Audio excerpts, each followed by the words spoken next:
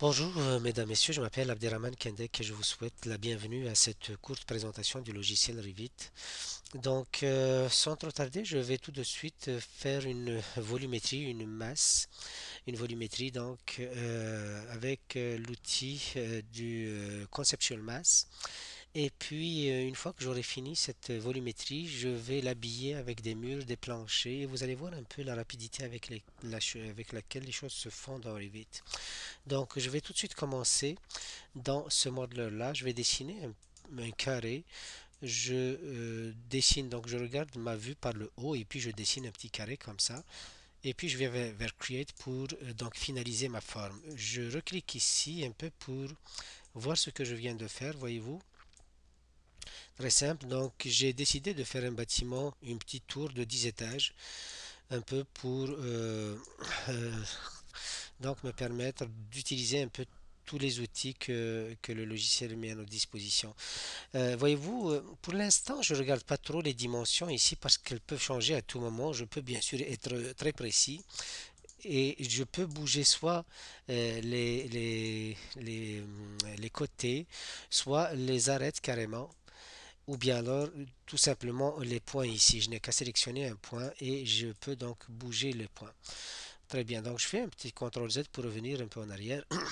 Une fois que j'ai fait ce petit cube-là, je retourne vers ma vue en plan ici. Je pourrais éventuellement donc avoir le sud par le bas, ça c'est le nord, ça c'est l'est et ça c'est l'ouest. Donc je vais encore dessiner un petit carré ici et je vais faire un create form et puis un deuxième carré ici. Excusez-moi, un deuxième carré ici. Je fais un autre create form. Je pourrais dessiner d'autres formes, bien sûr, mais j'aime bien le carré dans Revit. Moi, je trouve que c'est une forme très simple à faire et aussi très complexe parce qu'elle nous permet d'aller chercher des formes encore plus complexes. Je vais aller encore dessiner un autre carré ici et je fais un petit forme ici. Voyez-vous, je vais voir maintenant ce que j'ai obtenu en plan, en 3D, pardon. Et bien sûr, je vais aller monter ça ici. Bien sûr, cette forme que vous voyez ici n'est pas forcément réfléchie. Je la découvre en même temps que vous. C'est un peu ma marque de. je- c'est comme ça que je travaille. Je n'arrive pas à être assez discipliné pour faire toujours la même chose.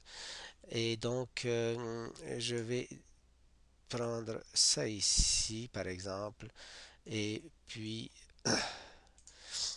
ça ici, par exemple. Des choses comme ça, voyez-vous. Et puis, je pourrais faire ça. Je pourrais également faire ça ici. Et bien sûr, si je passe en mode hidden line, vous remarquez tout de suite que mes volumes ne s'interpénètrent pas. Donc je vais aller avec la commande modify et puis je vais les joindre ici. Donc je prends celui-là, multiple join, je prends celui-là, puis je lui ajoute ça, je lui ajoute ça et je lui ajoute ça. Maintenant, ma volumétrie est comme ça.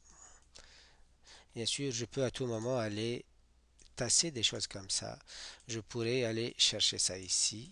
Je pourrais prendre cette arête-là pour lui dire de venir là. En fait, une fois qu'on a fait nos volumes, tout le reste n'est une petite affaire de tirer et de pousser les arêtes, voyez-vous. Je fais ça. Je pourrais prendre cette arête-là, tirer dans cette direction-là, tirer dans cette direction-là, voyez-vous. Donc là, ça me fait 5 minutes que je pourrais également effectivement ajouter de l'ombrage ici et je pourrais regarder ça en plan, en élévation, pardon. Voyez-vous? Voilà ce que j'obtiens en 4 petites minutes de travail. Donc la vidéo va s'arrêter dans une trentaine de secondes et puis je la reprendrai, je ferai une deuxième vidéo pour continuer la suite. Ok, donc je vais juste la finaliser ici, faire un petit quelque chose ici, monter ça par exemple. Ok, et voilà, ça va s'arrêter dans 10 petites secondes. Je pourrais venir ici, je vais en profiter un peu. Et voilà, ça va s'arrêter tout de suite. Donc, je reprendrai à la deuxième vidéo.